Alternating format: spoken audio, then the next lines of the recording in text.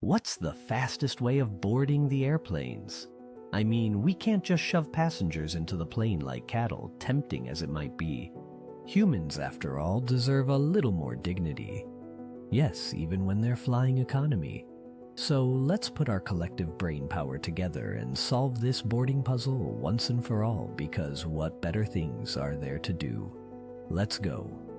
The first suggestion is the classic back-to-front boarding method. It's the simplest solution, much like filling a glass of water. Start from the back and work your way forward. On paper, it seems logical. But as is often the case with simple solutions, the first idea isn't always the best. Unfortunately, these easy fixes tend to stick around in human civilization forever, like a presidential election with only 2 candidates. Sigh. So it's no surprise that this is the method most modern airlines use. Just like an election system with limited choices, back-to-front boarding becomes rigid and inefficient. Here's why. When passengers reach their row, they block the aisle as they stow their bags, creating a human traffic jam.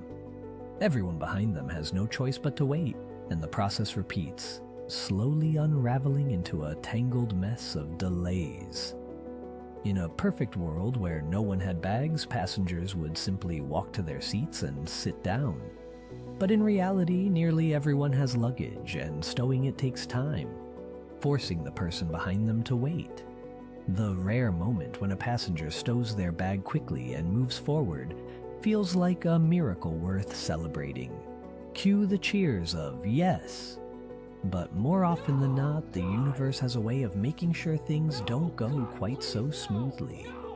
Now, let's say your goal was to create World War III through frustration and design the slowest possible boarding method for planes. How would you do it? Exactly. We're probably thinking the same thing. Front-to-back boarding. Here's why it's a nightmare. In this method, every single passenger except the first must wait for the person in front of them to finish stowing their luggage before moving forward. The bottleneck is relentless, and the delays stack up like dominoes. And this is where the class system of commercial flights makes its grand entrance. Real planes don't board in a single unified method. They look something like this. First class boards first, using, you guessed it, front-to-back boarding, the absolute slowest method known to humankind.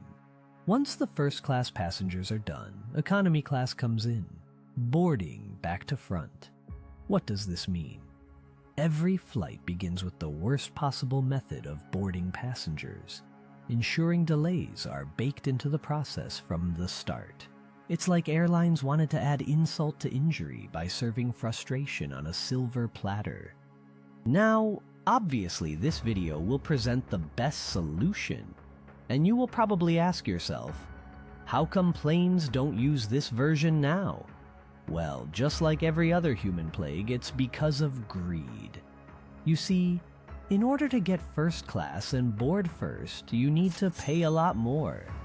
Another reason is that airlines tend to structure a bonus system where you get moved up a ladder for every time you fly with the same airline, which they want to reward by placing you in a higher tier group. This brings us to a surprising truth about airline boarding methods. Airlines have actively moved away from the better and faster solution. What's the solution they abandoned, you ask? It's simple. Just let everyone board randomly. That's right, doing absolutely nothing. No fancy boarding groups, no meticulously organized systems is twice as fast as today's organized methods. Why? Because when people board randomly, they tend to sit randomly, which increases the likelihood of parallels. Multiple people stowing bags at the same time, and pullaways, quick movements to seats. To simplify, random boarding eliminates the constant bottleneck of front-to-back boarding, where the person in front of you always stops right before your seat. Instead, with random boarding, the odds are higher that you can move freely to your seat without waiting for someone else to clear the way. And here's the kicker. This isn't a secret. Everyone in the airline industry knows random boarding is faster. They just choose not to use it.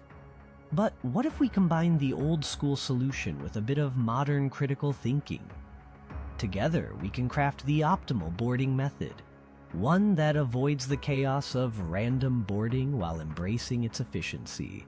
Here's how we can achieve the perfect boarding order. Eliminate traditional boarding groups. Create 4 new boarding groups based on seat location. Group 1, every other row on one side of the plane. Group 2, every other row on the opposite side. Group 3, the remaining rows on the first side. Group 4, the remaining rows on the opposite side. In essence, 1, 2, 3, 4. This system maximizes efficiency by avoiding bottlenecks and reducing the stinky, slow, and frustrating experience of simply getting to your overpriced seat on your way to a much-needed vacation in Bora Bora. Before you subscribe to my small but mighty channel, let me leave you with something to think about. Next time your flight lands, take a moment to notice what happens. Everyone stands up, grabs their bags, and rushes to deboard. And how do they do it? Front to back, the absolute slowest method possible. Thank you for watching, and safe travels.